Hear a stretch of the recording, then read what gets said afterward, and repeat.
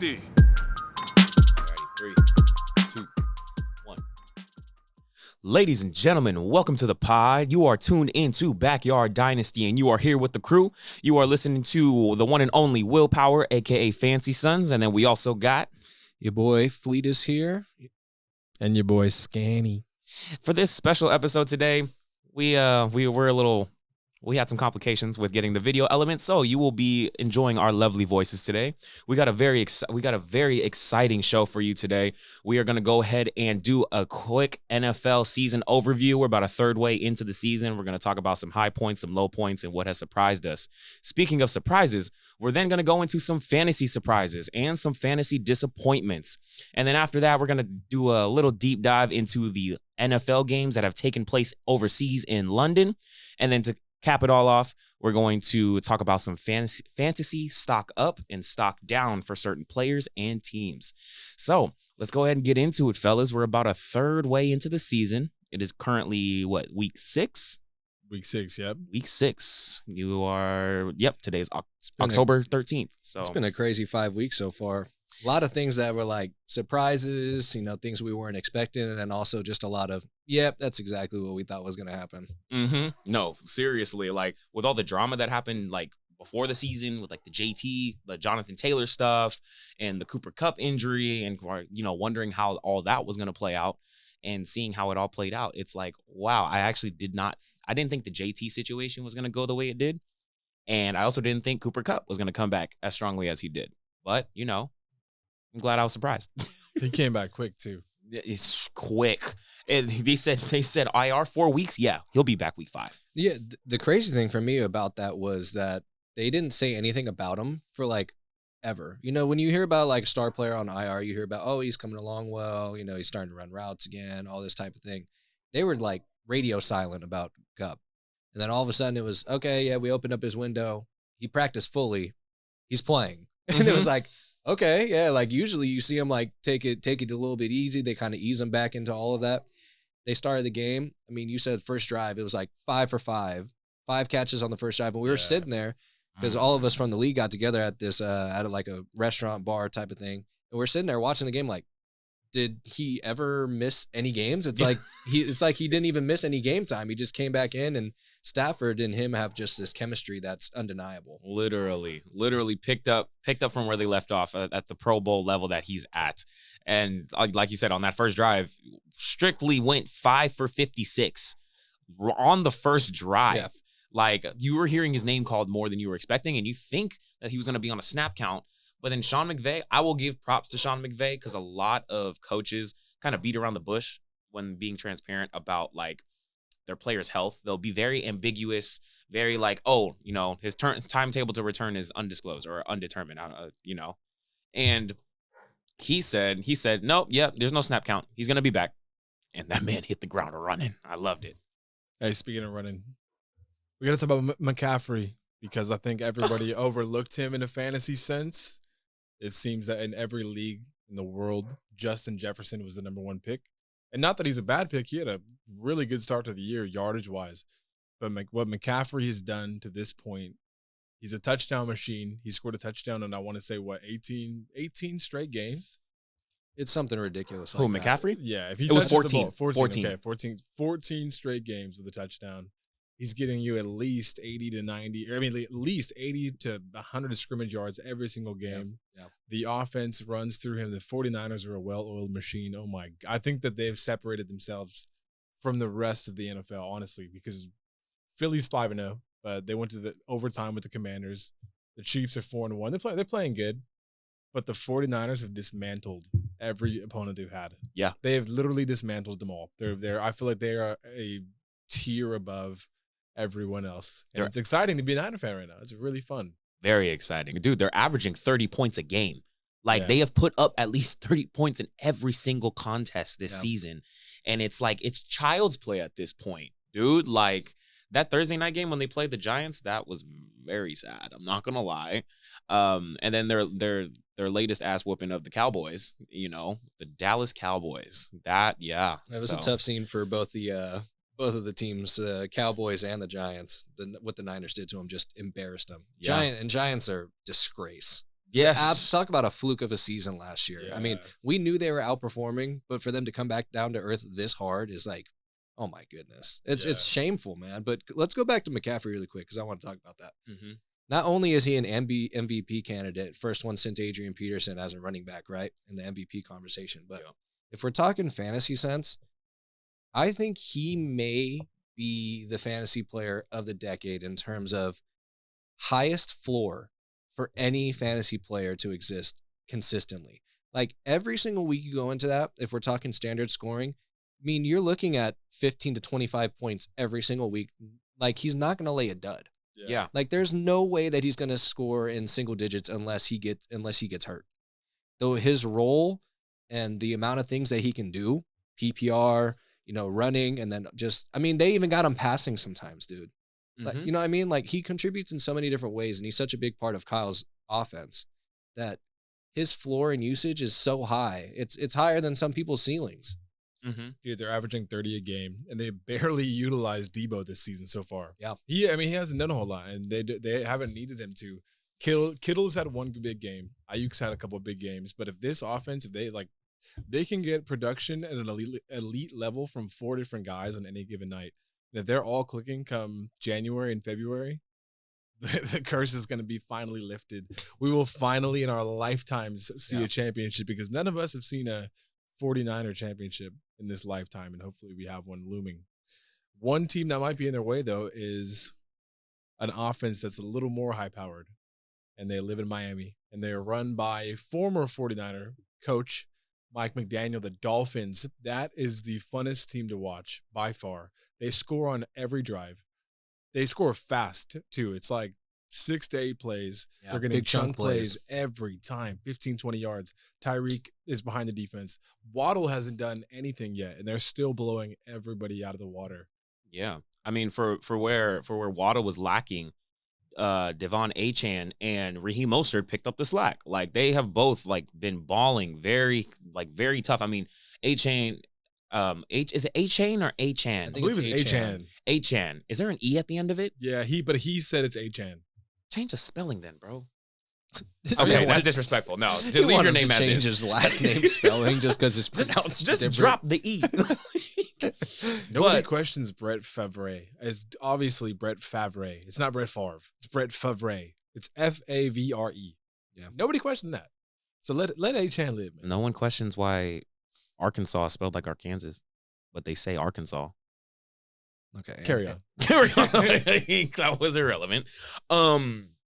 No, but we digress. We were on. we were talking about the Dolphins. Yes, the They Dolphins. definitely no doubt are one of the, if not the funnest team to watch right now. And what I feel makes them so special though is because you have teams that stretch the field vertically, but what they do is they stretch your defense out and play sideline to sideline and play horizontally. And what their biggest advantage is that their receivers are so fast that Tyreek, if you have him go in motion, that messes up an entire defense's coverage because you have to shift over to compensate for that extra space that he's going to take because he's going to cut it up. And it's just so versatile, and it's like I said earlier, for them it's child's play almost for what they're doing to defenses. What they did to the Broncos, wow, 70 points in football, dog. Yeah, and they could have had the record if we're keeping it real. They could have had the record. But I think the biggest thing for me with the Dolphins offense is not only are they just entertaining and they have a lot of talent from top to bottom, their system and all the motion and movement that they do before the snap is, I feel like, something different than what we're used to seeing. I feel like the Chiefs when we seen the Chiefs a few years ago and up until now still, they had a lot of pre-snap motion and movement and all that. I feel like the Dolphins take that and just they put it on drugs because now you see motion before the snap every single time. Like you said, Tyreek is coming all the way across and then they're running an out route or he's going vertical. You got a whole bunch of movement. Achan, Mostert, they're going two running back sometimes back there. I mean, half of the time they're going 2 running back formats with their wide receivers, and it's insane because you get a guy like Mike Gesicki, right, who was a big role last year, basically irrelevant now, not doing anything, just because they have so many weapons where it's they don't even need him out there. He can just block. He doesn't even need to be out there running routes or anything like that. He's a Patriot now, by the way. No. Yeah, he's a Patriot. Oh shit. R.I.P. That's on me. What is it? Who's their quarterback? I mean, who's their tight end then? Hunter Henry. It's Durham Smythe. I was just gonna say. Oh, Smythe. wow. Well, Yeah. Durham But Smythe. to I'll wear that expand- one. But what I mean is that the tight end spot, like they have a wide receivers, they have running backs, and it's like they basically don't need contributions from anyone else. You know what I mean? It's like they're so versatile. And going back to the point is that the offense, it's like so much motion. There's so many things going on pre-snap that it's impossible for defenses to react every single time. Yeah. That's why you see all these big chunk plays. Yeah. We've never really seen this much commotion going on in the backfield before a snap, in my opinion. Yeah, and much to your point, for those that are listening or the listeners that may not be like up on their football IQ, I never understood why certain offenses don't utilize motion more, because it's such a useful tool to identify what the coverage is going to be.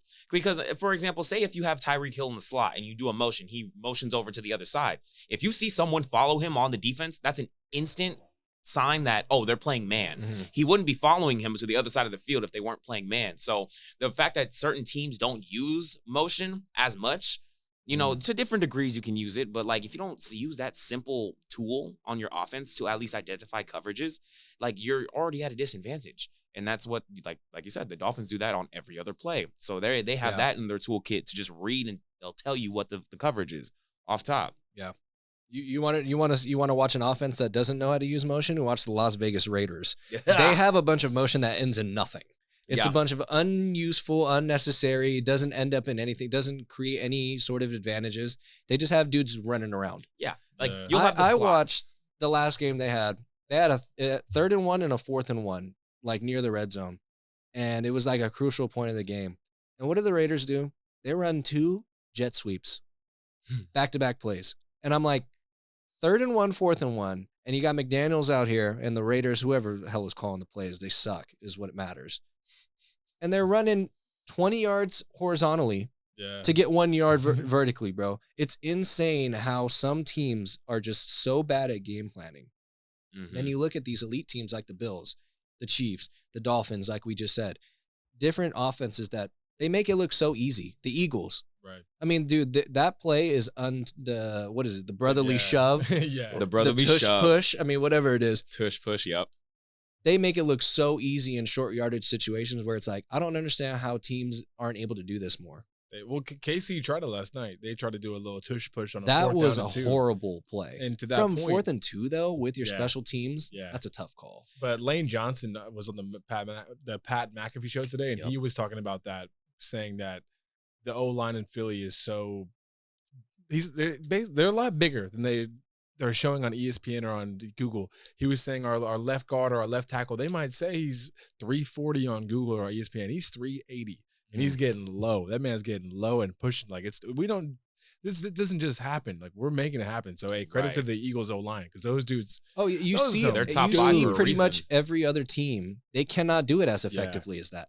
And it's because of the big guys up front. Like, they literally are just bigger, and they're better. Like, that's literally the difference. People are like, oh, you can do it as long as you get, like, the big man pushing. You get the quarterback who, stays on his feet. You get the guys behind him. It's really not much about the guys behind the quarterback and the quarterback pushing them. It's all about the front guys that are creating the movement in the front. Yeah. I mean, Hurts has, like, a hole in that play. They stacked the whole box, and Hurts gets, like, 4 or 5 yards. Mm-hmm. And you're like, that's not because of Hurts. Yeah. I mean, he finds the gaps, and he's a big guy himself. But like you said, Lane Johnson, you get Kelsey, those guys that are going low, and they're literally, I mean, they can push twice their weight, I'm sure. And it's like, bro, you do not stand a chance. Even Swift, he leads the league in yards before contact, and that's on the line. Yeah. That's about the Yeah, exactly. I For mean, sure. And have you heard the chatter that they're actually thinking about outruling that type of play Yeah. next Yeah, season? that's true. Because of the fact that so many teams are trying to mimic it and not have success, or the potential for like injuries or whatnot in that type of play. But it's like, part of me is like, okay, I get it. If you're trying to do it for the safety of the game, then say that. But like, don't try to rule it out just to try to make the playing field even for everybody and say like, I don't like it. I Yeah. don't think that they should do it. that's like, Because first of all, we've already seen firsthand now. It's been multiple weeks now. Because like the first week, that was the talk last year, right? Oh, you can't stop the sneak. Mhm. And then all of a sudden they kept doing it. And then people were like, well, you know what? We're going to do it. And then you watch these other teams, you're like, you guys can't do it. Yeah, because you're not built for you it. guys literally cannot do it. So why would you outrule a play that's one team just can do better than the others? It's just like any other type of play drawn up that you can do. But for me, which was funny, I think it was the Broncos, correct me if I'm wrong, but they tried to do it, and they literally, 2 of their guards got hurt on that play where they tried to do this brotherly, shove or whatever it is. And it's like, that's a perfect example of they don't know. They just don't do it right. I mean, these guys don't have the right technique. I mean, the Eagles have clearly gotten their reps.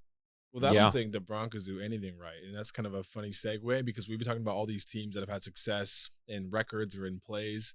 But on the flip side of that, I don't know if anybody expected the Broncos to be, this bad, world beaters. Worse than last year. They are awful. They're and awful. Honestly, part of this might be a little karma. Sean McVay Sean Payton for opening his mouth. I mean, come on, man. Making some outlandish comments like that, and then you get 70 dropped on your head. Oh my! And that's insane. To your point too, the part that like kind of ticks me off is the fact of it's one thing to say it. People say things all the time, but it's the fact that when you got a 70-piece tossed on you, and then you lose to the team whose coach used to. He was talking down on Nathaniel Hackett. He was the ball boy. He was talking down on him. And the fact that when you also lose to the team that you were talking down on, and people bring up those questions again, like, how do you feel about what you said? Do you regret anything you said? And he tries to dance around the questions like, yo, look, we already addressed that. That's in the past. It's like, no, you didn't address it. You just said it and didn't say it. You didn't apologize. You didn't say anything. Bro, it's like, Sean Payton, you are a well-respected coach. Be also a well-respected man. Just own up to what you said. Admit you shouldn't have said it and move on. Yeah. But, bro, you too caught up in your pride, but you're getting slapped in the face every other week. You want to know what's crazy? The contrast between Peyton's Broncos and Hackett's Broncos is that the Broncos were actually in games last year. Yeah. Like they were actually in games, and it was just bad coaching execution and high momentum, high octane moments. They were like low scoring bad games. timeout, bad usage of timeouts, bad clock management. But they were in the games. They were competitive. Mhm. They were just losing all of them because it was bad decisions from coaching in high, leverage moments. This year with Peyton, it's like they just suck. Yeah. They're not even close. I mean, they almost got shut out on Thursday Night Football. Mhm. If it wasn't for a one-handed catch from Cortland Sutton, that they was were a actually scoring crazy 0. catch. That was a good catch. That was a great catch. But it's like, that's the difference is they went from, he's supposed to be a better coach, better mind, altogether. They actually got worse. A lot worse, too. Defense is unbelievably bad. I mean, and I'm really starting to believe Wilson's done.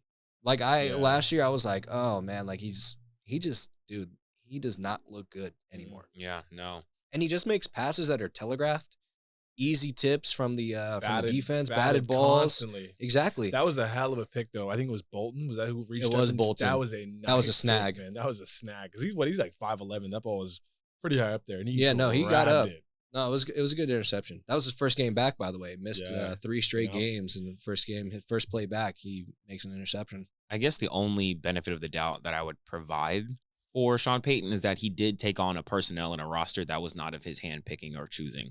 So, I mean, like, I guess that's the only caveat that you could say for his coaching job. But boy, you better get it together before someone starts talking down on you next offseason, for real.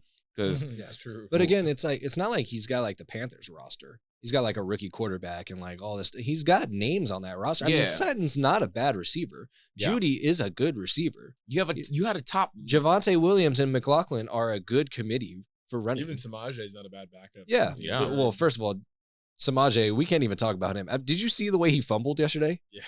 He got pushed back and then his knee dislodged the fumble from the ball from his own hands. I was like, bro, that's a tough scene. That was butt fumble-esque. That was a tough scene. That was a tough scene. Fumble-esque. I love it. Tough scene for P. Ryan.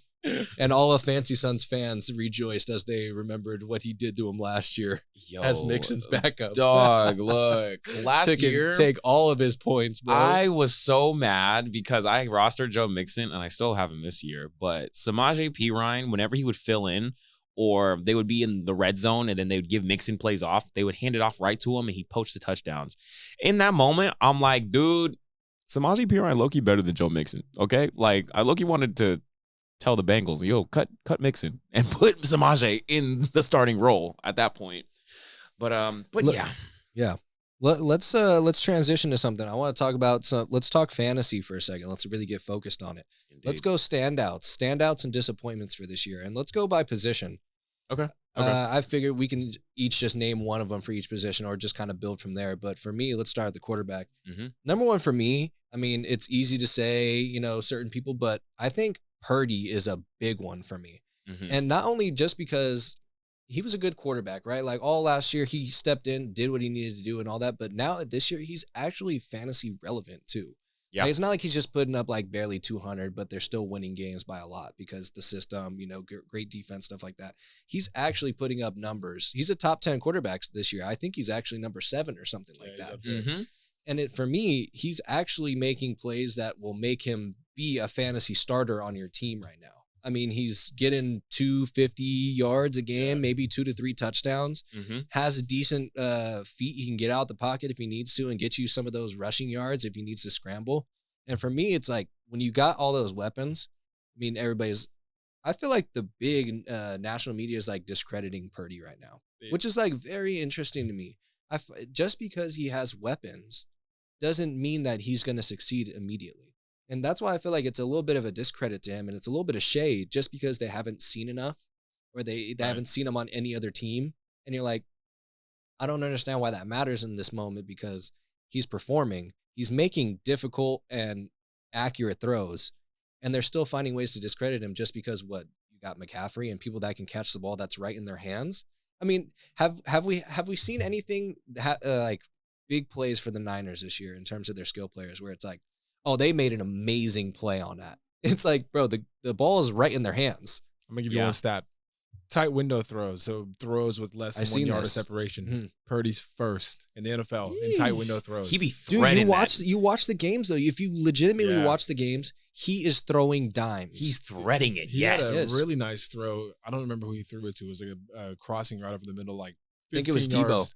And you had a linebacker in front of Debo, and you had a safety behind him. And there was like 2 yards this way and 2 yards that way, and it was just right in his hands. Like doesn't know, like we're Niner fans, so if you hear us moaning right now, there's a reason. I'm just thinking about that. Well, you got a Raider fan here, but at least I'm speaking the truth. Hey, I'm like, dude, I'm watching I'm watching the games though, and I'm like. Yeah.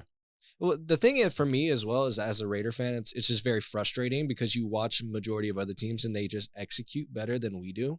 So it gives you that perspective of like, this is what we should be doing. Right. And you watch the Niners right now, and like we were talking about earlier, they're truly a class above everyone right now. They're like the Eagles are undefeated, right? And they're good, very respectable. They're a very good team. They're a Super Bowl contender.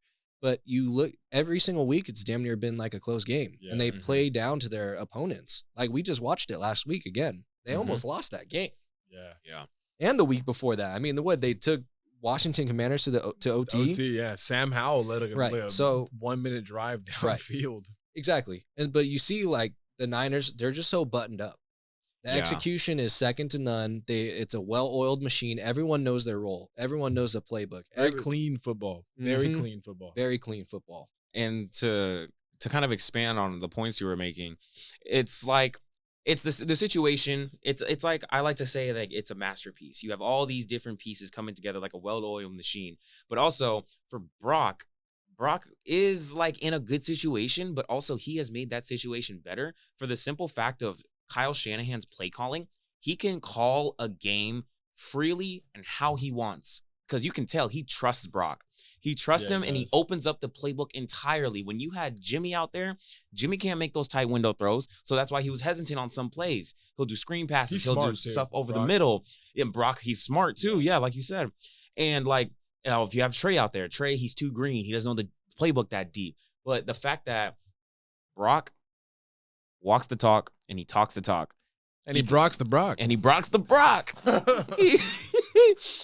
It just opens the playbook. And with Kyle Shanahan's mentality and his philosophy, bro, sky's the limit. Sky is the limit. Yeah. Shoot for the stars, aim for the moon. I listened to the radio. Dan Dibley on 95.7 The Game calls him Brock 30 because they're scoring that many every single game. That. But to keep the ball rolling on the quarterbacks that have kind of like really popped off this year, I would like to highlight, because I was gonna highlight one quarterback, but Scanny, I feel like you would probably want to cover him. The quarterback that I'm going to talk about that has really been popping off is a rookie. The best QB, the best rookie quarterback in his class at the moment, and it is the one and only CJ Stroud for the Houston Texans. His current fantasy position ranking is 11th.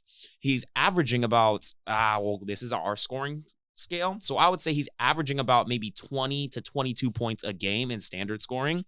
His stats are pretty insane. He has 186 attempts, and I think that is 186 attempts without an interception. Yeah, he has not had one interception this year, and he broke the rookie record for most consecutive attempts without an interception to start their career. Is that Dak's record that he broke? That was Dak's record that he broke.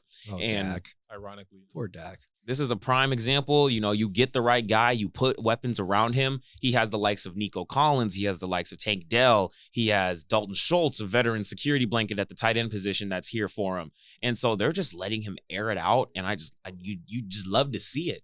You love to see it. It's only his first year, and the sky's the limit. He's currently at 1,461 passing yards, 7 passing touchdowns, and he has a 56.1 QBR. That's 14th in the league, middle of the pack, but for a rookie quarterback, can't complain at all. No, he's balling for real. I'm going to highlight someone that's the modern day Joe Flacco, who also wears purple, but is not Baltimore purple. It's the man, Kirk Cousins. Kirkland. He's second in fantasy scoring for quarterbacks. He's averaging roughly 26 a game. He plays in an offense that doesn't run the football. They throw it, and then they throw it again, and then they throw it again. And it's kind of rare to have a quarterback like Kirk Cousins because so many of these, like Josh Allen, Jalen Hurts, quarterbacks that score a lot of points often have a lot of rushing upside. You have no rushing upside with Kirk Cousins. This is all air yards. And so far in this season, his game log in terms of touchdowns, 2, 4, 3, 2, 2. So your floor is 2. Justin Jefferson being out is obviously going to take a hit to Kirk's production, we can assume. Mm-hmm. But if he gets traded, which he might, depending on where he goes, we'll see. If he goes to Atlanta, I think is going to take quite a hit production-wise because they run the ball so much. But if he goes to a team like New York, they run the ball a lot, but they got a lot of good receivers. You got Lazard, you got Garrett Wilson. They've got some tight ends making noise like Tyler Conklin. We'll see where he goes. But yeah, Kirk Cousins he's been a diamond in the rough quarterback market so far this year. Yeah. You know, I will say I'm thoroughly surprised. I thought you were going to talk about Tua. Honestly, no, Tua's been fantastic, but the Miami running game has just been so loud that you almost forget about Tua a little Touche. bit. Touche. 8 touchdowns by running backs in one game is absurd.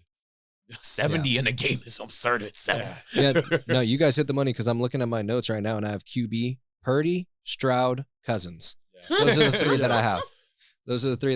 That's and so nailed it. Shit. But yeah, but legit, I totally agree with your sentiment that like Tua kind of gets overlooked just because that offense is so high powered. Right. Where it's like, like he's been great, but he's also not like the face of everything that's going on. This was an interesting conversation I overheard today on the radio. They were saying the face of your franchise, if it's the quarterback, usually that means that your team's doing well. And there's few exceptions to that, like the Dolphins, right? Where you would argue maybe McDaniel or Tyreek, right? Is kind of the face of the offense. But if your quarterback is the face of, not including coaches, right? Just players. If the face of your team is the quarterback, that usually means that your team's doing really well. And if you think about it, it's very true for like the majority of the league. Mahomes, Josh Allen. I mean, you could argue, I think for me, Tua, I think is the face of the Dolphins for me. Just because he makes everything click. I mean, you have the running game and all that. That's going well. But at the end of the day, those guys are injury prone. Every single one of them. Yeah. Mm-hmm. Achane has already shown it. I mean, we didn't have anything on Achane before this, but now he's on the IR. Jeff Wilson's coming off the IR. And he's actually out for week 6. Yeah. And Mostert goes on IR once a year, at least. Yeah. So it's like insane. But if you're talking about the true face, it's Tyreek or Tua, right? Right. You get to all the other teams, like we were saying. Purdy, for me, Purdy's the face of the Niners right now. Biggest story on the Niners. Yeah. He's been nasty, man. Yes, he's been great. One face that I'm gonna kind of flip the script a little bit here because we talked about good quarterbacks. the Bengals face is Joe Burrow, obviously. Mhm. But he's a quarterback, and you can attest to this as a Joe Burrow fantasy owner, that he, aside from last week, has been very concerning. Yeah.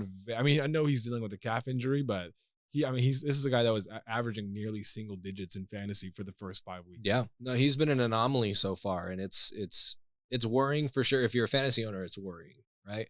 But if you're an actual Bengals fan or just a football watcher, you're probably thinking this is just like a little bit of a struggle that he's going through, like a shooting slump, right? Equivalent of that for the quarterback. Because I mean, last week we saw he kind of looked more like himself, and I think that, and he had a favorable matchup, played against a bad defense. That's fair, and he'll do so again this week against the Seahawks, I believe, who have been giving up like 27 points a game. Yeah. But he in the first few weeks he just didn't look like himself at all. Like, not confident, and I think the calf did play a big part into it. But also just the Bengals as a whole looked bad. I mean, Mixon's been subpar throughout the whole season. I mean, I don't think he's touched 20 once this year.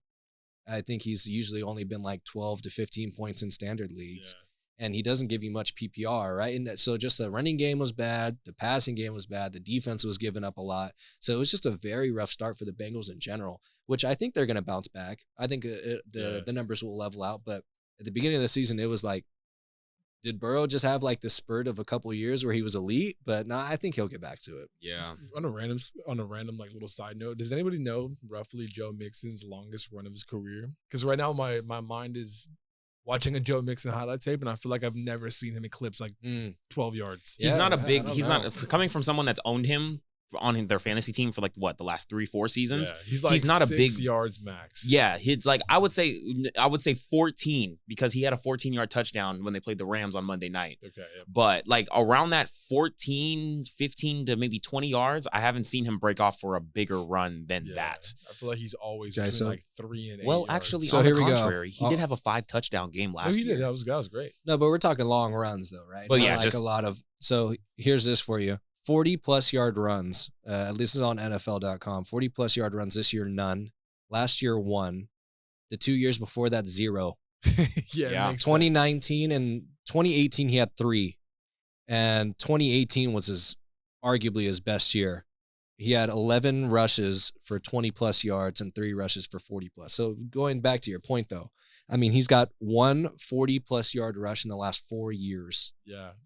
I mean, hey, he's not an RB1. He's not an RB1 in fantasy terms. He should be, though. That's the crazy part. Yeah. That he gets so much work. He gets the volume. But the offensive line is not creating gaps, and he doesn't have that same burst that he did when he was like really coming onto the scene. Yeah, exactly. Yeah. So and again, the Bengals have sucked to start, right? The only thing that saved Chase this season is the fact that he's had 2 monster games. Yeah. And even he would be outside of the top 10 if he didn't have those. Well, since we're on the running back position, why don't we go ahead and transfer over to some breakout, or not, I would say breakout or, fantasy surprises of running backs this year. Yeah. I mean, we did a whole segment on him, so I'm pretty sure we all can agree Christian McCaffrey is the best fantasy running back. Not just fantasy running back, best fantasy player in the game right now. Yeah. He's the cream of the crop.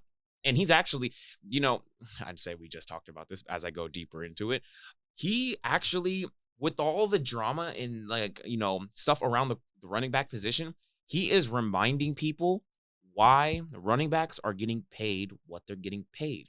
He is setting the standard of what $16 million a year looks like. He is earning every penny of his contract. Yeah. And when he's due for another payday, we're going to have to give him a bag. Like, he's going to be making at least 20 mil a year. That's what the market's going to be set like 30 at that point.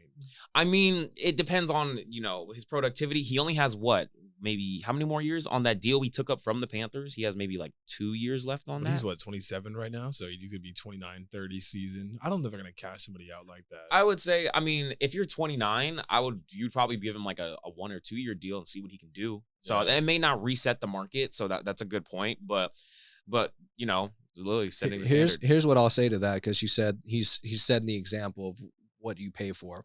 I would argue that he's actually toxic for the running back market because he's an anomaly, because he does things that nobody else does. So that's why teams don't want to cash out players that aren't McCaffrey at the running back position, because they're not better than him. He is literally a tier above everyone else in terms of skill and capabilities. There's nobody near him. I mean, maybe Eckler is somebody who I would argue is close in terms of But like even saying Eckler, he's like, not there though. That's what I mean. Like McCaffrey's tier 1. He's S tier. And then everybody else is like 1.5 below it. mhm. The closest He's person. like a 5-tool running back. His speed, burst, strength, his agility, quickness, all, Ability to catch out of the backfield as well. He's basically like another slot receiver in a way. And the other thing on top of it is that he's only getting paid $16 million. yeah. You know how much quarterbacks get paid? Yeah. He's 50. getting paid $16 million. And the Jimmy difference, G. I mean, dude, I think what Jonathan Taylor just signed, I think he was averaging, if you include all bonuses and everything, it's like About- what, 14, right? Right. 14 Like 13 a year, to 14. Dude, you telling me that McCaffrey's only $2 million better than Taylor? He's $10 million better than Taylor. Yeah. Right. And that's no disrespect to Jonathan Taylor, but he does one thing, and that's Yeah, run between the right. tackles. You know what I mean? Like McCaffrey can do it all. And so going back to your point of, he said, I would almost say he's toxic for the running back market because he's such an anomaly that everybody's like, oh, you're not McCaffrey. We're not going to pay you anything close to Right. that. That's a good perspective. That's a good perspective. You know what I did mean? not think about that. But let me transition to my running back pick. And I'm going to pick, I have 3 here, but I'm going to go with this one term. I'm going to say Miami running backs, just in general. Just in general? Yep. I literally have I wrote Miami running back. Yep. I have the Achane and Mostert. Achan, likes. Mostert, and you know what? I would not be surprised if Wilson comes back and has a good season as well, just because they have such a good running scheme and so much misdirection going back to the whole motion before the Right. snap. It's so good. They have such good gaps to break through, and the thing with all 3 of them, if we're including Wilson as well, because he had a good season last year as well, and I think when healthy, he's a really good running back. He's very similar to Mostert in my opinion. They can just get downhill and just very fast back, and of course Achane does that as well. But the thing with them is that if they have a gap, they'll burst right through that thing. I mean, Right. they're what, 4.3, 4.4 runners. They're quick. So, we'll see what it's Savon Ahmed does too. He's coming back. 'cause, Right, Jeff right. Wilson's going to be out. Yeah, so we'll see what 4-headed happens too. monster over there in Miami. It's just insane. But that to me is one of the biggest surprises because going into the year, I don't think that nobody even knew who Achane was, Right. right? No. Maybe people that watched the draft combine and were like, damn, that dude's fast. He ran a 4.3, probably the fastest in the combine in a while, I believe. Yeah. Tracks. I mean, track star. Track star, yeah, Big exactly. time. Yeah. Same as Mostert. He's a And runner. He's To a your runner. He's a track point, star. like literally Devon Achane and Raheem They're Mostert, second and third. running Yeah. backs and the Yeah. top running backs in scoring. And a lot of it's, because of that one game. But if you look at the other ones as well, they're still having decent weeks. I mean, Achane had a good week after the 450-point week or 45-point in standard scoring. He had 2 really good weeks. Yeah. And you just look at it and you're like, not only, first of all, they can run, but also they can both catch as well. Like Mostert's been involved in the passing game to a level that I didn't think that he was capable of this year. Yeah. Because I have him on multiple teams and I watch like the Miami games because I have Tyreek as well. But you see a lot of catch on a wheel route like last week. Did you very see that? nice. Mhm. Yeah, exactly. And so I was like, I'm impressed. He's kind of expanding, like showing what he's capable of. And I was genuinely surprised because I've always seen him more so just pure runner. Right. But he's actually been he's been catching a lot of screens and things like a lot more movement this year. So I would Yeah. say the Miami running backs is for me is the top one. That was very accurate. I swear, I pulled up the sheet and then it said 1, 2, and 3. I'm like, whoa, yep, there they go. For me, I will say my running back like breakout or surprise hit this season. Kyron Williams. Let me say the name. God damn it, I Scanny. knew it was coming, bro. This is biased because He's a fancy son himself. He's a fancy son. I already knew. But this arguably can be one of those guys you pick up off waivers and he can be a league winner. From what he's shown, he can be a league winner. Yup, I'm calling you it. said league winner, and Cam looks at me and goes, Before you said it, He mouthed league winner. Winner watch. It was my twin. He knows what I'm about to say before I even say it. the yin and yang strikes again. Kyron Williams, dude, he just emerged week 2. Not even week 1. He had a solid showing. He scored a touchdown. I believe he had a little over maybe like 60 to 80 scrimmage yards. And then week 2 had a monster game against the 49ers of all defenses. He went off. And he had, after the 2 weeks after, teams kind of got a better feel for him and, slowed him up a little bit, but he has a great matchup against the Arizona Cardinals this week, whose rush defense is absolutely abysmal. And it's the sky's the limit for really this Rams offense. Like this, I think we all can agree the Rams offense came out way better than we expected them to be, especially with missing Cooper Kupp for a month of the season and then trading Cam Akers and giving the driver's seat to Kyron. He's just hit the ground running, and it excites me to see what is next for this young man. He's been good, man. He really has. He's been solid. And you know what? Surprisingly, for Stafford always being somebody who just there's one wide receiver that eats every team that he's on. There's been multiple receivers that have been eaten while Kupp was out. I mean, Tutu Atwell had a good. Of course, Puka broke onto the scene, but Atwell had a good time, and then as well, Kyron has been playing well, like you said. So it's been kind of refreshing to see like the Rams like not elite, but still like good from a fantasy standpoint. Yeah. I don't know Yeah, why. yeah, It's just kind of Middle of like the pack, it's nice but, because I'm a Stafford fan. I like Stafford. I think he's a good quarterback, but I mean, he won the ring, but like, is he going to be a Hall of Famer? Maybe like a second or third ballot. Could Stafford so. be the Phillip Rivers that actually won the ring? He might get Yeah. He has Yeah. so many passing yards. Like he has, and he was there for the Calvin Johnson season when he broke the record. So I think Stafford's in the Hall of Fame. He might. Might don't not be think he's first first ballot. ballot. Yeah, it I might would not be say first maybe. ballot. I would say second if he's lucky. I would say third. Third for show. Yeah. You can see him, but Also, super side note: when you guys played him, when the Niners played the Rams, Aaron Donald did nothing. He did nothing. Yeah, that I didn't game, hear his name called at all. which was crazy to Trent me. Williams, baby. Yeah, Trent Williams, and this weekend another good matchup, right? Because they're playing the Browns. Yeah. So Mhm. Garrett I versus think Garrett's Trent. out. I think Garrett's going to be out. Oh, is he? I know Deshaun's been ruled out already. And I think Garrett's going to be out too. That's a strange injury too. I seen it was a right rotator cuff. They said it's going to be probably a lengthy thing. So It's a bone bruise on his That's brutal. rotator cuff of his throwing shoulder. Yeah, it's karma getting him. I'm going to move to Please. Stafford's old home and mention a running back there. And he is not who we thought was going to be the lead back in Detroit, but he clearly is. And his name is David Montgomery. Came over from Chicago. I'm laughing because Fleet is looking at his list right now of 3 running backs, and we definitely hit all 3 of those names. But yeah, David Montgomery I've got one more after. he's been insane. It's probably going to be Zach Moss. But David Montgomery, wow. Okay, I thought I had that one. Montgomery's been the true definition of a bell cow. It's truly a bell cow. I'm talking like 30 carries. And he's not the most, I mean, he's getting good yards. Yeah. I mean, it's not the most sexy, like 8 yards a carry kind of thing, but he's getting you 4 yards. He's been great. 4 yards, 8 yards. Like he's 30 carries, 120 yards, 2 touchdowns. That's a fantasy breakfast, lunch, and dinner. It's very rare, actually. It's very rare. I mean, even somebody who usually has that workload, or at least not this year, but in years past, like Derrick Henry, was not even getting that consistent of a workload like that. Montgomery's been a monster, and I seen this Dan Campbell interview, and he was like, "That's what we brought him in for." He was like, "Yeah, I'm not going to do the Dan Campbell impersonation. Do the impersonation. No, I'm not doing it." But give me your middle-aged white man impersonation. Oh, now. dude, can't do it. But he's like, "That's what we brought him in for," and it's like before the season, nobody would have predicted that the Lions of all teams would have the only bell cow running back, basically. Why did y'all draft Gibbs then?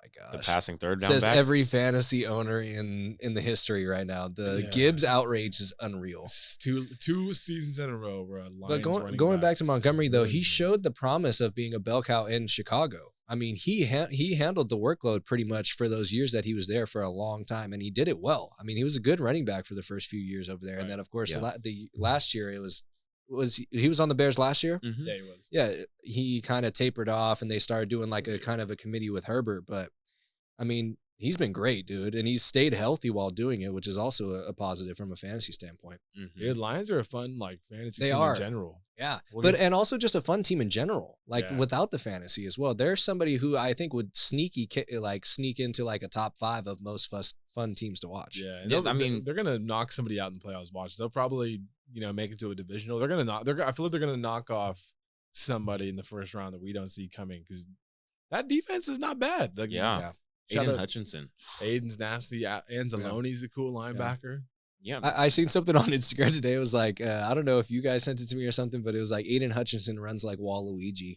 If you ever watch him rush the quarterback, he's got like long arms and he's like this. You guys can't see it, but look up Waluigi running and then look up Aiden Hutchinson sacks. But, dude, it's the resemblance is crazy. It's It's ridiculous. But to kind of like expand on your point for the Lions, like they are a fun team to watch, but there's also arguments out there that they're like the third best team in the NFC. And that's even trumping the Cowboys, considering their performance against us. And as I'm watching these talk shows like First Take, Get Up, you know, like, I mean, I flip through Undisputed. I don't watch it. Like, I don't sit down and watch it.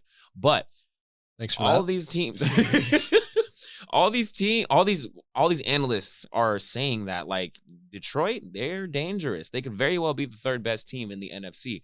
And I kind of believe it. I like I Dan feel Campbell like- too as a coach. Yeah. I think he's the type of coach that I would want to play for.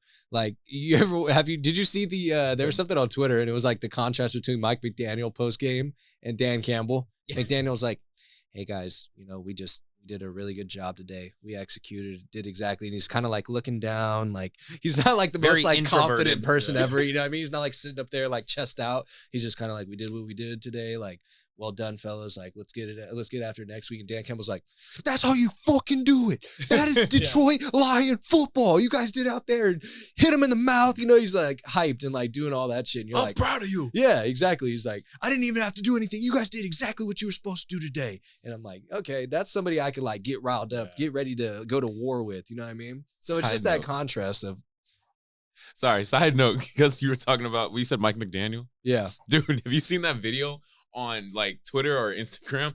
And it's where he's like, they're on the practice field, and it's like the caption said, "Mike McDaniel walks like the kid that got left the house from his parents for the weekend." And the way he was strolling, he was so carefree Yeah. and just like he has that trust fund energy. He has Yeah. the real trust fund kid energy. Yeah.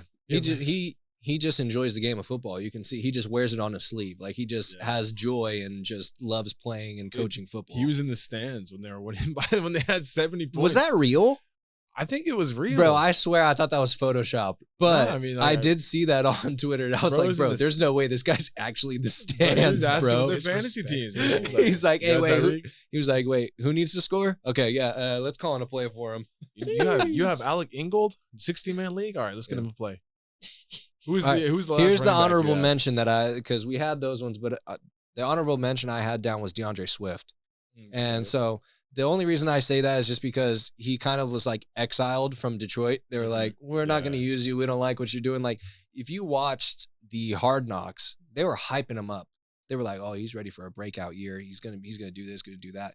And all of a sudden, you just started seeing like he's not hitting the hole. Like he's not making the cuts. He's not being aggressive enough, right? And so they move him, and everybody's like, "Damn, Swift was supposed to be like that guy." And you had him, and you invested a lot into him. Scanny, I'm talking about.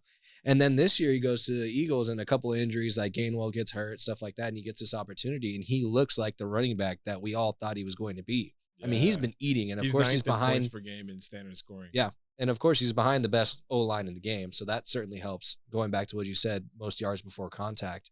But still, at the end of the day, you still have to be making those reads and finishing strong and all that. And he's been having a really sneaky good season for the Eagles. His first game, sorry to cut you off. Real quick, his first game as a Lion is kind of symbolic of his Lions career. If you remember, it was his first game. Lions were down by like 4 with a couple seconds to go in the game, and Swift was wide open in the end zone for a walk-in touchdown, he dropped it. That was his first game as a Lion. Yeah. And I feel like that was like the full symbolic.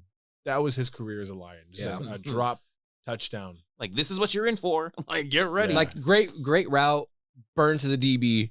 That he did everything It literally except hit for him the in the catch. chest. Yeah, Was it Boom. like a wheel I route? remember. No, I remember that. It was like in the corner of the end zone too, and it was like By damn the near to front win the pylon? game. No, yeah, it was. I mean, he was 2 feet in. He was clear as day. He had it. It Oh was yeah, he didn't have to easy. do It might have been anything like It might special. have been a little wheel route, but yeah, he had it. It was. But that's He didn't have to kinda do anything special. That's the symbol of the Swift Lion Yeah. career. If I may say one honorable mention. Yeah. And this is also biased of me to again to say this because he's also a fancy son. Breece Hall. Sure. Not for the numbers that he's putting up. Can we just talk about like the miraculous comeback this man has had? And it does play a part into the type of injury he had. He did tear his ACL, but there was no like structural damage. It was just a clean break. He didn't, have any extra damage to any other ligaments. It was just the ACL.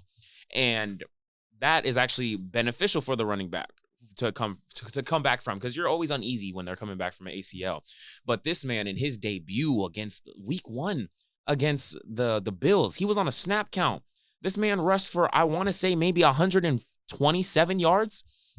127 yards. Only on like 4 carries. It was only on like, it was only on like 4 carries. I'm trying to see the schedule breakdown. Yeah, I'll bring it up for you. Keep going. Yeah, but this man has had a ridiculous comeback. And, it's just, you just love to see it, because when he went down, my heart broke, not only as a fantasy manager, but as a football fan, because you hate to see those types of injuries happen, especially at the point where he got hurt, because he was just on the incline. He just came off that game where he two-pieced the Green Bay Packers, and that was his breakout game, and he was on the way, and then just, you hate to see him go down, but I love to see that he's come back the way he has. By the way, first game, week 1, 10 for 127, and I'm sure a couple of those were just for short yardage, but he had a bunch that were big chunks. He had like a 40-yard run. And also, the thing that I will say is I like the way that the Jets brought him back along. I think a lot of teams need to do that the way they did. Really keep him on a regimented snap count. Yeah. Bring him along slowly, because you saw in that week 1, he had a breakaway run and he got caught. And so maybe he just was winded. Maybe he was out of shape. Maybe he's not fully back. But again, they had him on a snap count.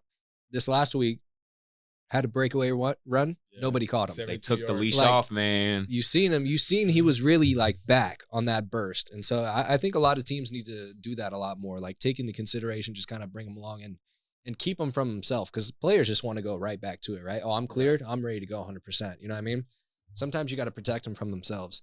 But let's transition to the running wide receiver position. Before we get there, you guys both had an honorable mention. I want to just mention one dishonorable mention. Yeah. And I hate to be negative, but there's been a player this season in fantasy who wasn't expected to be a top 15 back, but in fantasy and also just watching the games and watching him play, where did Najee Harris go? Because he was like a guy you could have made a case to keep him like 2 years ago or even a year ago. And now he's fighting for a starting job against Jalen Warren. He looks a lot slower out there. And I know that the Pittsburgh offensive line and the Pittsburgh offense in general isn't great, but he's just like, I feel like in terms of running back disappointments, he might be he's number 1. Yeah. And I think once we get through, we're going to go through the wide receivers, tight ends, IDPs. And then on the next episode, we'll go through the people who are the letdowns of fantasy so far. So definitely for the running back discussion, we'll have to touch on Najee again, because that's just unfortunate story. Yeah, unfortunate so far. And we'll touch on that. But I don't know if it's so much that he's lost it. I think the offensive line has a big the offensive part unit. in that. Yeah, they're just, it's bad right now. Yeah. It might be one of the worst teams that Tomlin's had in a while. Yeah. I think it might be the worst team that he's had coming from the last decade. Coming from the coach that's known for not having any losing seasons. Definitely. Yeah. All right, well, let's talk wide receivers. I have 3 on my list. I did 3 basically for every position except for the tight ends, because, I mean, how many breakout tight ends are there really? I mean, there's one this year. But wide receiver, first one on my list, old man Thielen, Adam Thielen. Talk about leaving the Vikings. He ran the second most routes in the NFL last year. It was Jefferson 1, Thielen number 2. And he goes to a young rookie quarterback on the Panthers. What? No, I'm looking at the stats. He goes to a young rookie quarterback on the Panthers who basically has no one on that offense. I mean, he's got Chuba Hubbard, Miles Sanders, Adam Thielen. That's what you're working with. DJ Chark. Don't sleep on Hayden Hurst.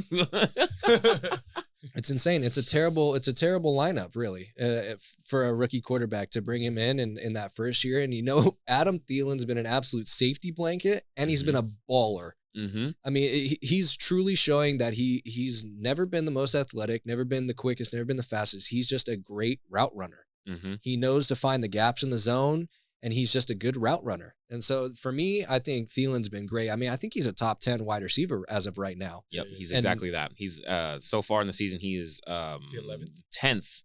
Wide receiver 10 on the season. And for me, so far. I think that's the biggest surprise of the year. I don't think, and I mean, I'd be very curious to see what his average draft position was compared to where he's at now, because I think he might be the biggest outperformer in the wide receiving group. He's probably being drafted like wide receiver 35. Honestly, yeah. He went late in all the drafts that I had, and I have him in one of my leagues, and he's been absolutely balling. It's a full PPR league too. Oh my goodness. Yeah. So for myself, Fancy Sons, I would say I would say the breakout wide receiver, only because I remember from an episode we recorded earlier that we were talking down on this man. Keenan Allen has, despite the age, give me my flowers. Give me my flowers. Here they are. Stays healthy for a few more games. You get roses from Fancy Sons right now because we were talking down on Keenan Allen saying, oh yeah, he's going to miss about 8 games. No, he is the Los Angeles Chargers passing attack. No one else. There's been some Mike Williams sprinkled here and there before he tore his ACL. Okay, sorry, I have him on my team as well. But yeah, Keenan Allen has been that offense. That he's been their entire air attack. And with the age in consideration, this man has been balling out. He is wide receiver 7 on the year.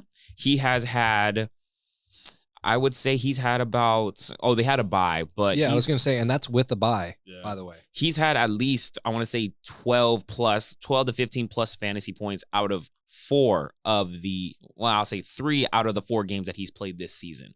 And with Mike Williams out for the season, it's only the sky's the limit for this man. He's gonna keep eating. And Justin Herbert is bouncing back. He is having a hell of a fantasy season himself. So it's gonna be exciting. Shout out to Keenan Allen. Keep balling, my G. But don't ball when I play Zillas. That's all I gotta say. Right. You never want him to ball against you. This is the thing for me with Keenan, though.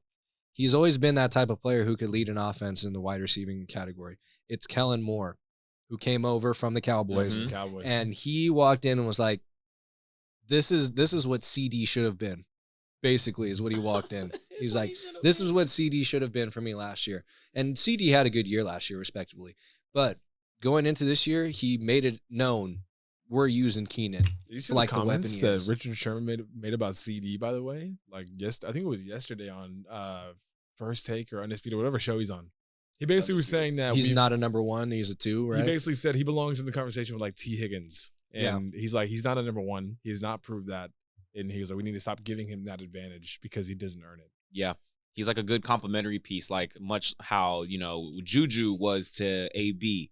Or like, you could say Godwin is to Mike Evans type of deal. I would say the only way, or at least just from statistically speaking, the only way that he could truly be a wide receiver 1 is if he has somebody that requires attention on the other side of him. Right. Like when he had Cooper, right? You had to pay attention to Amari Cooper, and I think that's why CeeDee Lamb balled last year, because he had somebody else he can't shoulder the load and be double teamed and be the main focus, is my point. And also, CD, get some meat on your bones, boy. Come on. Like, he's very skinny to be a number 1 wide receiver. Like, other number 1 wide receivers that don't have that type of physique, Justin Jefferson, sure, but he has the juice to get him by. Tyreek Hill, he's ridiculously fast. Every other receiver has meat, has size on them. Even Jamar Chase, he's not the tallest, but he can for sure fight off the line. Yeah. He's built. So, he need to hit the weights. Yeah, this is true. I want to talk about a big time boom. He's been kind of a boom or bust player, but the booms are booming, and that's Nico Collins, man. Sir. Oh my God, dude, Nico has been insane, and the Texans. We talk about the Texans being a fun team to watch. CJ's been incredible, but Nico has been like kind of his safety blanket, and he's had some massive production this season. I mean, like he's made his way into almost at this point, he's a must-start receiver, even like based on the matchup right now. Especially in our league. If you have multiple flex or flex spot, he's definitely a heavy consideration. He's borderline wide receiver 2 to start. He is the new Mike Williams. The boomer bust aspect, he is the new Mike Williams. And I want to mention one of the guy real quick because I didn't. This doesn't fit breakout, but there's a player that I feel like is so underrated constantly, and every year we come into a fantasy season and we talk about the top receivers. We say, okay, obviously you have Justin Jefferson, you have Tyreek Hill, you have Jamar Chase, you throw AJ Brown in the mix. I feel like Stephon Diggs is always the last guy in tier 1, always. Mm-hmm. And he is like a fantasy god. Like he just continues to get 9 targets a game, 1 to 2 touchdowns. He's getting you like 7 receptions for 85 yards at the floor. Yep. He's averaging 19 points a game in standard leagues. And he's always I think he's second overall in standard scoring. And he's always the last guy you mentioned in the tier 1. For sure. No, I totally agree. He's definitely always one of the last at that top tier. Right. And I feel like just because the other people are so good, I think that he gets discredited, but I think he definitely needs to get his flowers because, and especially if Josh Allen actually looked his way more. I know we're talking 13, 7, 12, 7, 11. Those are his target numbers through 5 weeks, which is very respectable. high, yeah. Solid volume. But you watch the Bills games, he could be targeted so much more if Allen looked his way even more than he does now. So, but yeah, to your point, I think Diggs definitely is underappreciated. He's like that elite who, like you said, he's at the bottom of like the tier ones, but he should really be kind of in the middle of the pack. Yeah. I think also kind of the thing around it is like the antics. Not necessarily antics because I say antics because that's what everyone else is labeling it as, but he's a passionate guy. And the sideline stuff, when he's talking to Josh Allen, when he's talking to it always looks like he's throwing a tantrum, right? Yeah, he always looked like when who's the head coach? It's escaping me. For McDermott. Yeah, he's getting feisty with him, but it's like, dog, like he showed the man the respect he deserves and throw him the ball. Yeah. But my point is that I feel like his days in Buffalo are numbered. I do feel so. Because of the friction. I would agree with you. The friction that's starting, it started from last season and it even started this season before because their window is closing. They just cannot get over the hump. And the way that you get over the hump is when you buy in and play your guys that are your guys. But Josh Allen wants to play superhero ball and run it himself or try to find someone else to make it happen. No, dude. You pay that man money to make plays. That team Let is him make weird, plays. bro. That team is so weird because they will just be a dormant offense for 3 quarters in like 10 minutes. Talking about the Bills? Yes. And then on the final, like I think it was week 1, they score like 16 points all game. They cannot get a first down. And then it comes down to the final 2 minutes. They have like no timeouts, a minute 40 to go. And they get 5 plays downfield and they score a touchdown. Yeah. Like that. They constantly do that. It's like, yeah. If y'all could find that fourth quarter 2-minute offense in the second quarter, y'all would win every game by 30. Yeah. I feel like they're also losing the pizzazz that they have. Because I mean, I wouldn't say they're running the same scheme, but like this, like when I don't know what specific year, but the first couple of years when Buffalo was in, when we were all saying Super Bowl champion, they're the favorites. They were hitting the ground running and they were hitting it well. But like now it's like they don't have the same finesse. They're having these games where they're letting it be closer than it should be. So it's like, I don't know what's not clicking for them or to where they can't be at the same level they were, but they got to pick it up. And they're also losing pieces. They also lost Matt Milano for the year. Falling apart. Yeah, dude. Like losing everyone. Yeah. They're going to have to start trotting out Hamlin every single snap here. Instead of just the special teams. At that point. By the way, I'm on my list again. Thielen, Collins, Keenan. Had to be. Stop. Are you serious? I'm dead ass. And we did not discuss this before the episode, by the way. We for did anybody not. listening. We did not discuss this. We did not exchange notes. You have 3 tight ends. You have 3 tight ends. I have team? 1 tight end, but I have 2 I have 2 in my mind, but 1 tight end. Okay, yeah. we all Yeah, we all have the so same let's tight end. transition to the tight end really quick because we're gonna make it quick. Should we just say it in unison who it is? 3, 2, 1. Sam Sam Laporta. Laporta. Yep. So he's been the breakout. He's also the number 1 tight end. He's the number 1 tight end in standard scoring in fantasy. Yeah. Over Kelsey. It's the touchdown upside. Mm-hmm. Yep. That man's balling. Yeah. You know what they say? Iowa State. Logan Thomas is well, after this week, that end. might change, though, after the game that Kelsey. Kelsey just had. But before this week, if we're talking prior to this Thursday night that just happened, then yeah. But he's been great, though. I mean, he's been a stud. And the thing is that they use him vertically in the Lions offense. It's not like your typical tight end. He's a safety blanket or kind of those middle of the field, 10 to 15 yards. They're running flea flicker go routes. For Sam Laporta, and he's finding himself. Do you see the 49ers and the Lions ran the exact same play? Both Iowa tight ends too. Yep. And Kittle had 3 It was more yards. literally identical, like same part of the field, damn near same place where they caught it. Yeah. It was everything was exactly the same. Pitch to the running back to the that was nasty. It was crazy. They put them side by side. Somebody put it on Twitter, and I was like, Kittle got 3 more yards. I think it's so funny that you two had the same person. I mean, not the running back, the tight end position. It's just there's just the wealth of talent in that position in fantasy terms is it's slim to none. It's very sad. People want to get rid of kickers. I'd rather get rid of the tight end. Honestly. Right. They're just the glorified offensive lineman, man. Which I think we should touch on the next one too, is like just stuff that people are bringing up in fantasy that just makes absolutely no sense. Yeah. But here's honorable mention for me, Cole Kmet. Signed a big contract extension. Had him on my screen. Yeah.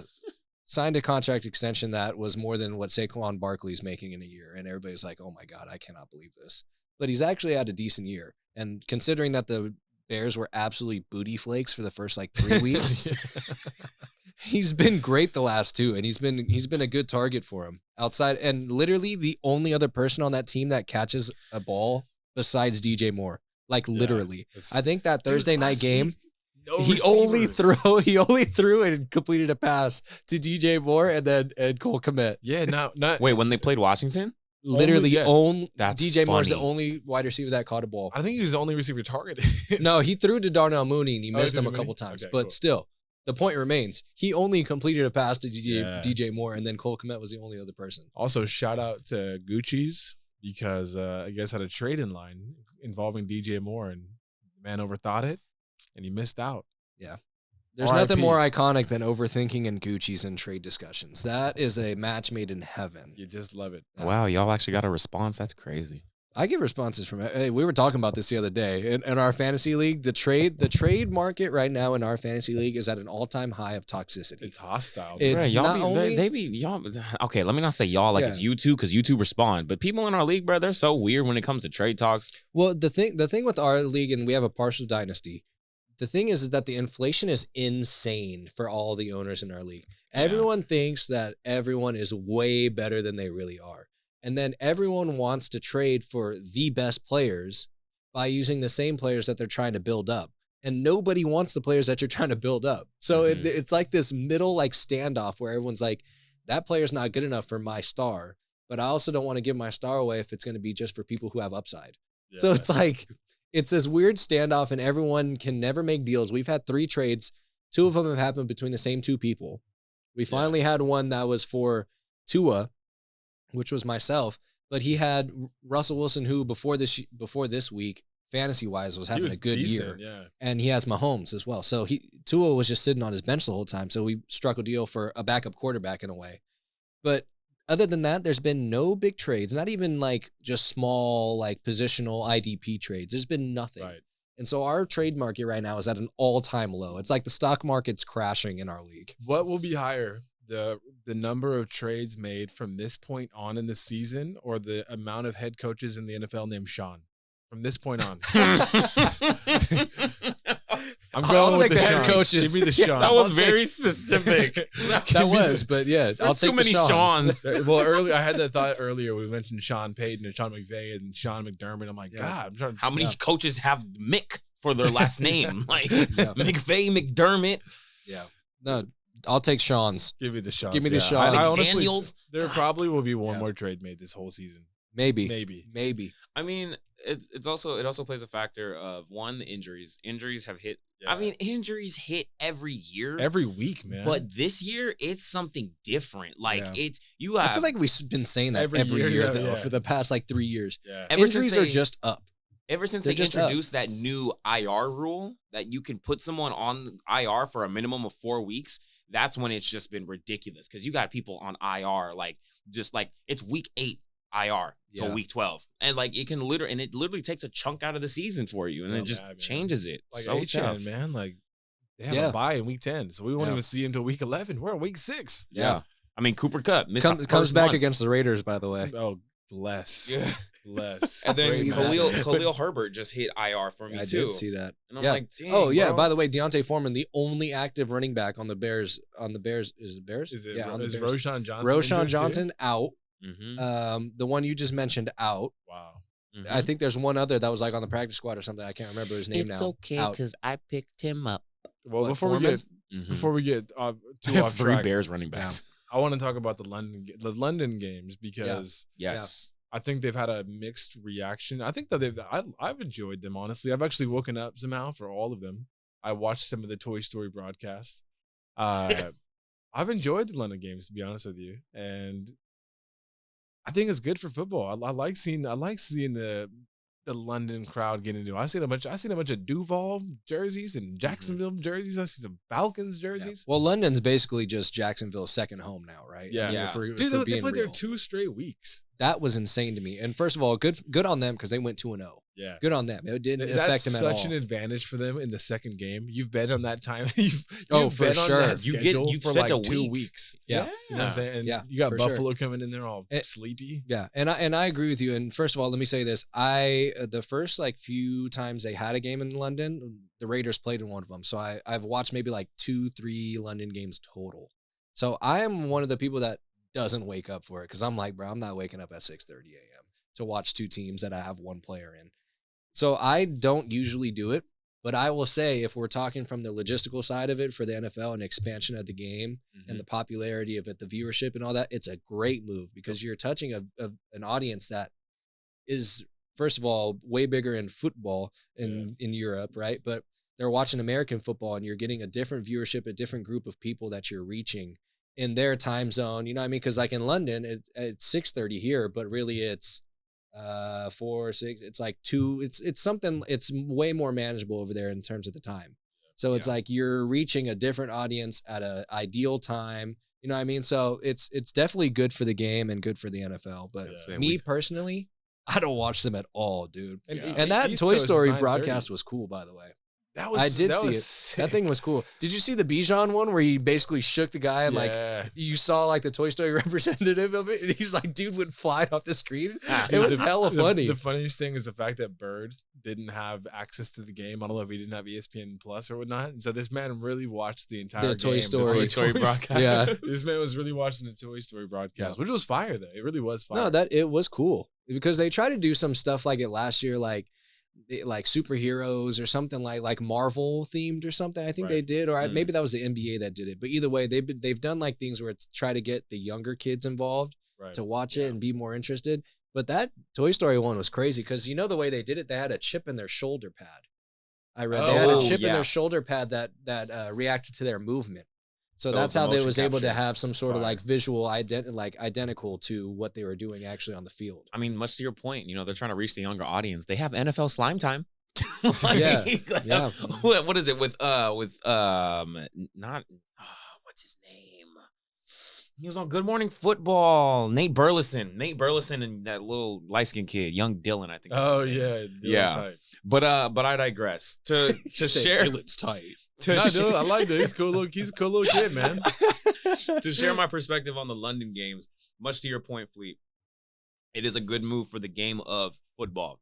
It's a good move for American football to get it more exposure. What I personally don't like about the London games is that one, as they started, as they pioneered the series of having them play overseas, they marketed the Jags a bit more than I would have liked. Mainly because for years when they were first starting that up, Jags were the dumpster fire of the league. They're like, sure, no one cares about the Jags. Go ship them across the sea, let them play over there, and let them. Also, I believe logistically they're the closest to London. They are the closest. So that's also a factor.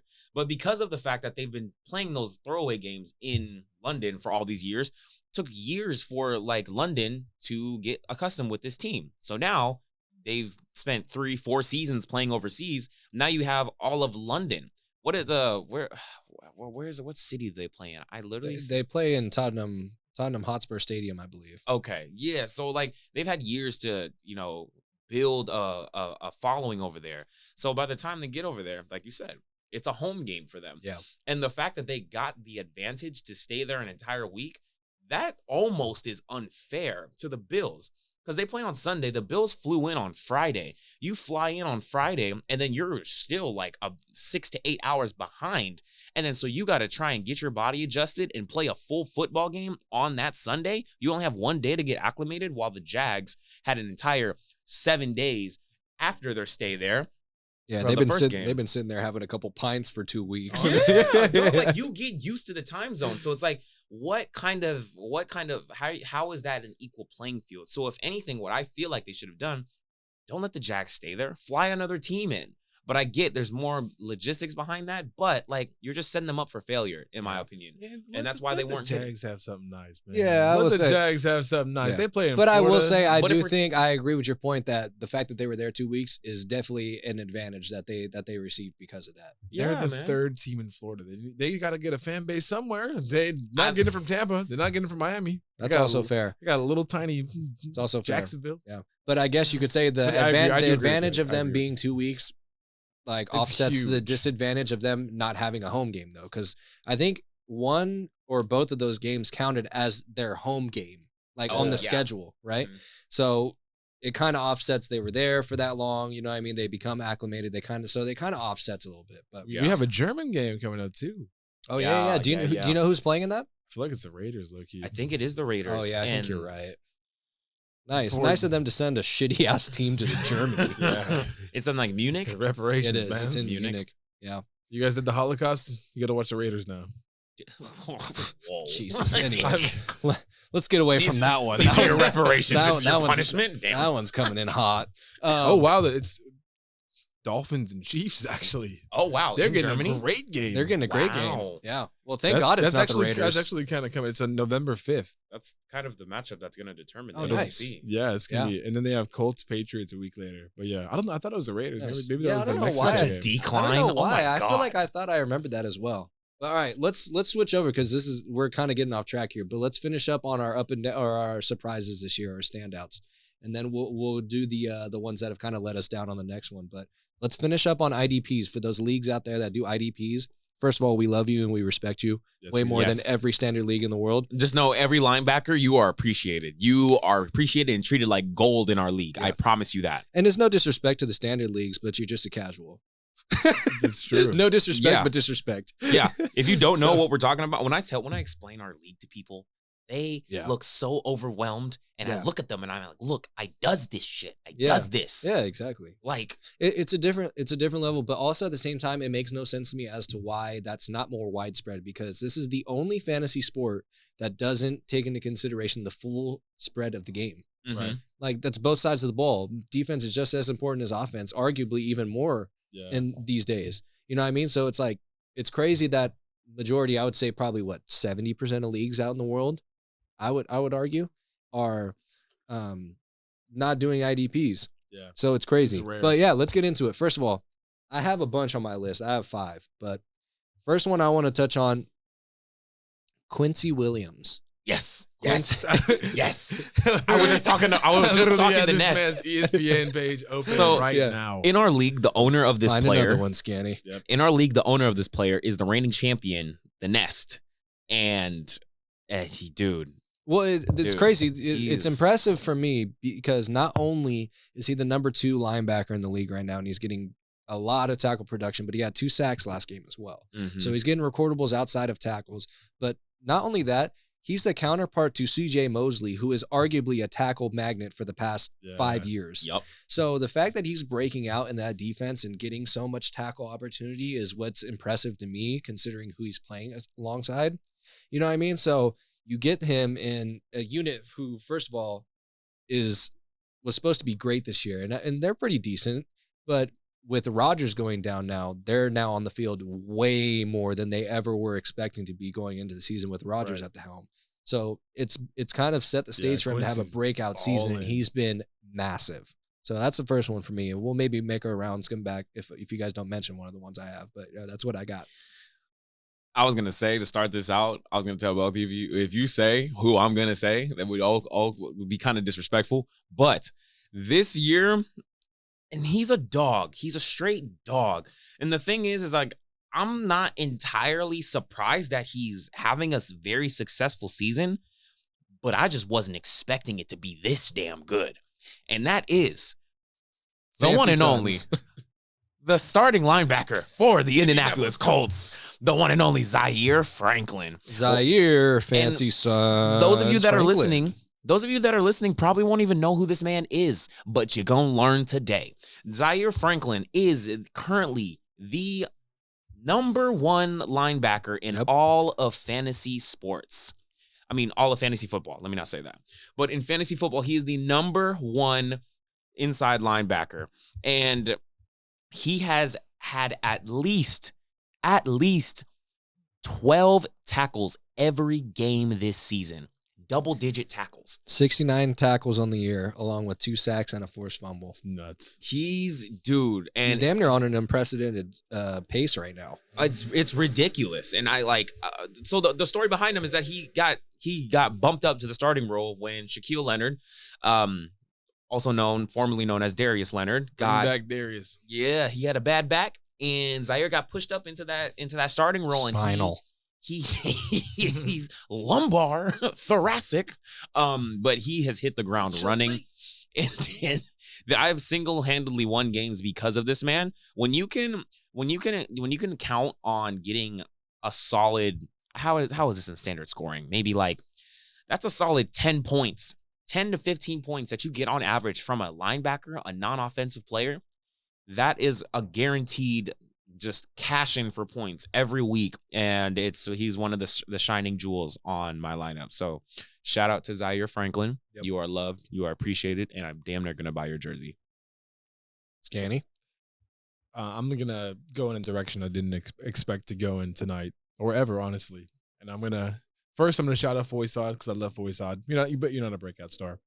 I'm gonna go double Raider right now, because Divine Diablo and Robert Spillane have both been very serviceable. They might not be stars, but they're both top 25 linebackers. Spillane just came off, I want to say, a 2-interception performance, if I'm not mistaken, on Monday night versus the Packers. You're looking at these two guys, you plug them in, you're going to get 100 points every week. And for a linebacker, 100 points week in and week out, that's just fine. So Spillane and Diablo, double Raidering it up. Did not expect to do that, but got to give them some. So, little Raider love for y'all tonight. Yeah, that's because they're on the field so much and they suck. No, I'm just kidding. Nah, not from a fantasy. You want to know what's crazy, though, is the Raiders' defense actually has been quietly one of the better defenses we've had for the last 5-7 years. So, that's somewhat of a positive, I guess you can take from it. But, yeah, Diablo and Spillane have been very solid. Here's a couple other people that were on my list. Quay Walker. Quay been going crazy. Quay Walker has been great this year. He's on Zilla's. But man, he's just been 18 tackle games. He's been great. And I had him last year. I drafted him as a rookie, and he just didn't quite get into that full every down role that I was hoping that he would as a rookie. And this year he's been fully into it, especially with Devondre Campbell hurt. And so he's been able to take advantage of those opportunities that have come his way. I mean, he had a 17 tackle game and a 19 tackle game. That's disgusting. Couple other people. I don't know if you guys have others, but I'm going to go a trio of DBs here. Cam Bynum, Javon Holland, and Dax Hill. All three of them. First of all, Javon Holland from Bishop O'Dowd, by the way, if you guys did not know. Wow, that's a deep cut. Yeah, exactly. Wait, I'm going to look that up, but it's somewhere around here for sure. It's one of the high schools from around here. But he's been an absolute baller, breakout star for the Dolphins. And for a defense that hasn't spent a ton of time on the field, he's putting up numbers that are very respectable. Very respectable. So shout out Holland. Dax Hill as well. Great tackle production and also a lot of interceptions and recordables outside of tackles. And Cam Bynum has been huge just on tackle numbers for the Vikings. And the Vikings, to his defense, been on the field a lot. Their defense is not great. I think you mentioned the wrong Cam, though. Let's hear it. Cameron Curl been going crazy. Yeah. Cameron Curl. He's been solid, man. He ranks 4th right now in safeties. 155 a couple weeks ago, coming off a 2-sack game. Devin Lloyd is someone I'm watching out for too, because I think he might break out. Foysad has been carrying the load for the Jags, but Devin Lloyd's another guy to watch out for. Yeah, him and Foysad are that 1-2 punch. Yeah. So Cameron Curl, watch out for my man, and Devin Lloyd coming up. Since we're talking safeties, though, I will say honorable mention for the safeties. Antoine Winfield Jr. Oh, good one. He has, oh boy, like safeties, if you don't know the safety position like that, they're very versatile. They can get the tackles, but they can also get the interceptions along with that as well. Depends on the defensive scheme if they're going to be in the box or more so in that nickel, kind of that nickel corner or like deep safety type of formation. But he has been very serviceable. I would say in 3 of the 4 games that he's played, they had an early bye in week 5. 3 of the 4 games he's played, he has averaged, I want to say, about 8 tackles per game.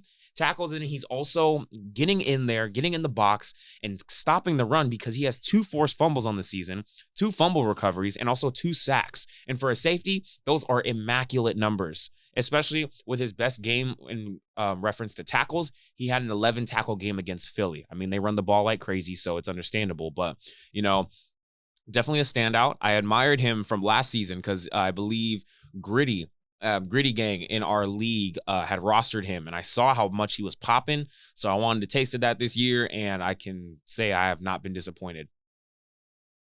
Yeah, cool. Well, that wraps it up for the episode that we got so far. We just did a little bit of standouts for this year. Excuse the police activity in the background. Gotta love a little GTA chase in the background. But next episode, we will talk about our letdown so far this year, and then we'll talk maybe a little stock up, stock down for the rest of the year. Yeah, the rest of season rankings. Along with some fantasy propositions and fantasy changes we've been noticing in the landscape that are either stupid or well-warranted. So thank you guys for hanging with us. I know it's been a while. We kind of had some vacations and some time off, some schedule changes, haven't been able to get together, but the crew is back together. We're going to try to get more consistent for the rest of the year. So thank you guys for rocking with us. For Fleet, Fancy. Scanny. that's another episode of Backyard Dynasty. Peace. Yes, sir. See ya.